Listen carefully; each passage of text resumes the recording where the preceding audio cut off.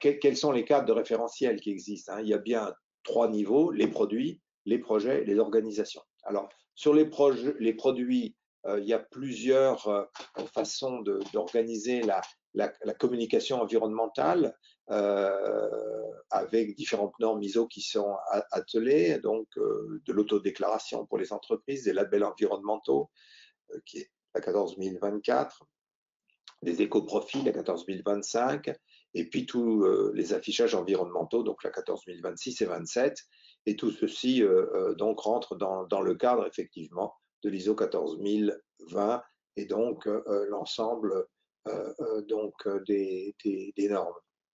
Alors, je n'en dis pas plus ici, c'est le cœur des formations du pôle, hein, et donc il y a une formation spécifique sur ces questions-là, et donc je vous encourage à suivre ces formations qui sont beaucoup plus précises sur ces questions des produits, et donc je n'en dis pas plus ici. Deuxièmement, il y a les projets, donc l'échelle juste au-dessus. Alors ça, il y a les fonds, donc les obligations vertes qui sont susceptibles de financer des produits qui sont des projets qui sont en faveur de la transition écologique et écologique. Donc c'est des fonds qui sont spécifiquement sur des solutions. Donc qui peut émettre ces obligations vertes? La Banque mondiale, les États, les collectivités, les entreprises. Il y a des tas d'acteurs qui peuvent émettre ces obligations vertes, et donc sur lesquels il y a deux types d'analyse. Une analyse reporting détaillé du projet qui prend en compte effectivement les questions écologiques, et puis ensuite il y a toutes les modalités des investisseurs et toutes les informations qui peuvent être données par différents acteurs sur notamment les agences de notation sur ces projets. Alors, toute la question, c'est quel niveau de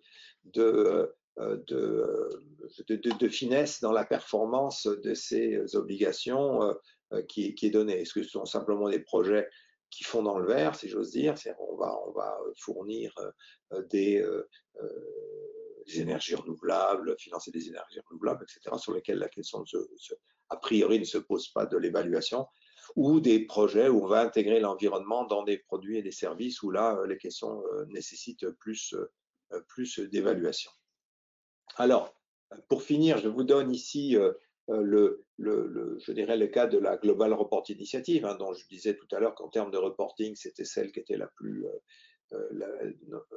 peu la plus aboutie, mais aussi la plus conforme au développement durable, alors que les normes financières ne le sont pas. Donc on va retrouver ici un certain nombre de principes. Donc j'avais aussi dit qu'il y avait quand même beaucoup de points communs avec la 26000. Hein. On est dans des rationalités un peu proches. Donc, prise en compte des parties prenantes, donc identification des parties prenantes et réponse à leurs attentes et intérêts raisonnables. Donc, vous voyez que là, ça veut dire qu'il faut identifier les parties prenantes et voir quelles sont les réponses qu'on y fait. Donc, on retrouve sur les questions que j'évoquais tout à l'heure. Deuxième, présentation de la performance de l'organisation dans le contexte du développement durable. Donc, ça va être là de mettre un certain nombre d'indicateurs et d'explicitation de l'organisation, de sa performance. Donc là, on est dans la rationalité évaluative d'une certaine façon. La matérialité, c'est-à-dire montrer que l'on couvre les enjeux impacts économiques, environnementaux et sociaux majeurs de l'organisation, et puis aussi l'influence sur l'évaluation et les décisions des parties prenantes. Donc vous voyez, on retrouve sur l'analyse de matérialité dont on a parlé tout à l'heure, on est à peu près sur les mêmes types de problématiques. L'exhaustivité, couverture intégrale des enjeux pertinents et leur périmètre. L'exactitude des informations, donc qu'elles soient suffisamment détaillées pour que les parties prenantes puissent évaluer la performance. Équilibrée, reflétant les aspects positifs et négatifs de la performance de l'organisation pour permettre une évaluation juste de la performance globale. Clarté, les informations doivent être disponibles de manière compréhensible et accessible. La comparabilité, les informations doivent être présentées de façon à permettre aux parties prenantes d'analyser les variations de la performance dans le temps et de faire des comparaisons avec d'autres organisations. ce qui est jamais simple parce que les périmètres des organisations ne sont pas toujours les mêmes et donc c'est un peu complexe, mais néanmoins ça fait partie de l'objectif. Fiabilité, donc toutes ces informations doivent être compilées et avec toutes les procédures qui permettent qu'on garantisse à la fois la qualité et la matérialité des informations. Et puis, respect des délais, c'est-à-dire que ces processus doivent être réguliers, s'il ne suffit pas de le faire une fois, mais ça doit être régulier pour qu'on puisse mesurer l'évaluation de la performance. Donc voilà un peu les, les éléments au niveau des organisations. Hein. Donc évidemment, les organisations font des produits ou des projets, et donc ceux-ci peuvent être évalués individuellement. Mais voilà le cadre général. Alors pour finir, et mon dernier transparent, c'est l'arrivée aujourd'hui de l'Europe à travers la taxonomie. Donc il y a aujourd'hui une volonté puisque l'Europe a considéré qu'elle devait mettre sur le Green Deal de l'argent sur les questions d'environnement et de développement durable, élabore une taxonomie qui va permettre de dire qu'est-ce qui fait qu'un fonds est vert ou pas vert. Et donc aujourd'hui, le cœur de la discussion a lieu autour de est-ce que le nucléaire peut être considéré comme une technologie verte, et il y a un certain nombre de pays européens qui ne sont pas favorables, et inversement, et d'ailleurs ça oppose l'Allemagne et la France sur ce sujet-là, puisque l'Allemagne a abandonné le nucléaire, mais consomme le gaz, et donc considère que le gaz est au moins une énergie de transition vers le bas carbone, sachant qu'évidemment le gaz rejette moins de gaz à effet de serre que le charbon, à peu près 2 fois moins pour la même quantité d'énergie, et que donc c'est plus vertueux et que c'est un palier vers la suppression à terme des énergies fossiles. Donc là, il y a une opposition et donc ça cristallise en fait l'opposition. Alors le problème de la taxonomie, c'est qu'elle risque d'être simplement avec des grandes catégories sans regarder en détail les impacts réels et l'évaluation réelle. Il y a quand même le danger qu'il y ait une bagarre en amont pour mettre dans la nomenclature, donc dans la taxonomie, des solutions qui ne sont pas aussi pertinentes que ça, mais vu du côté de la finance, on ne va pas se permettre d'aller évaluer tout de façon beaucoup plus précise et scientifique. Alors néanmoins, tout ceci rentre dans un cadre global, donc avec, je dirais, toute une panoplie d'approches,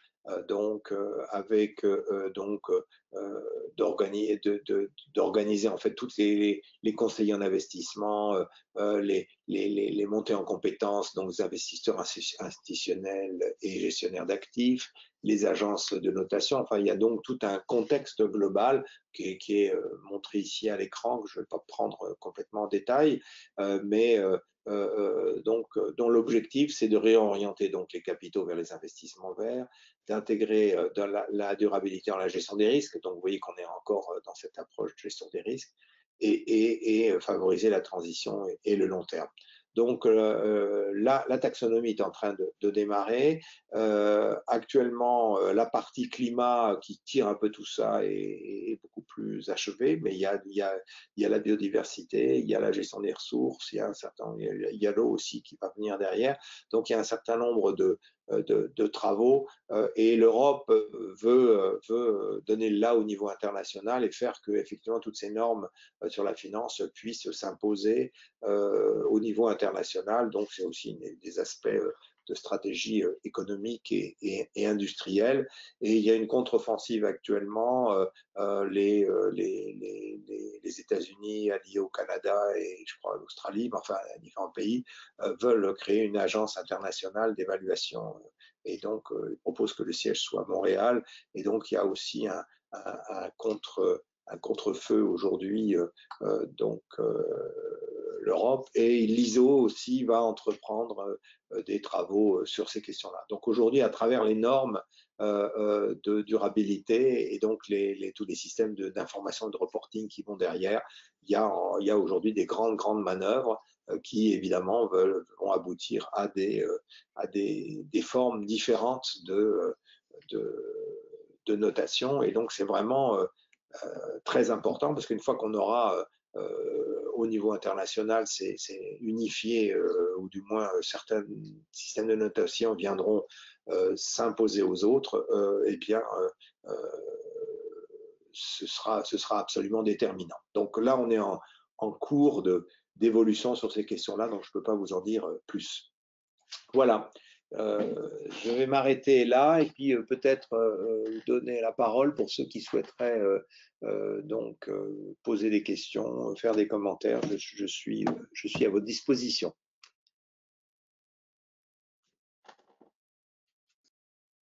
Donc, vous pouvez poser des questions dans le chat ou alors directement en activant votre micro.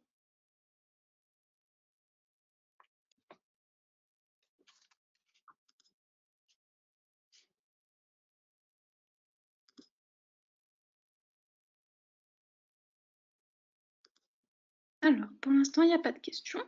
Pas de questions?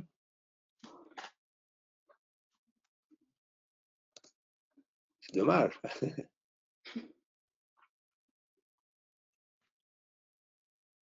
Bon, bah, écoutez, s'il n'y a pas vraiment de questions, je vous ai fait un exposé un peu intense, hein, avec beaucoup d'informations. Le PowerPoint sera disponible, hein, sur le site, hein, donc vous pourrez vous y reporter. À chaque fois, j'ai essayé de mettre toutes les coordonnées et toutes les références bibliographiques, donc ça vous permet aussi de les approfondir. Bah, écoutez, s'il n'y a pas d'autres de questions, je vous remercie de votre participation. On était 39, non, même 42, pardon. Et n'hésitez pas à nous envoyer commentaires, demandes, attentes. Nous sommes évidemment à votre disposition. Merci et donc à bientôt. Bonne soirée, au revoir. Bonne soirée, au revoir.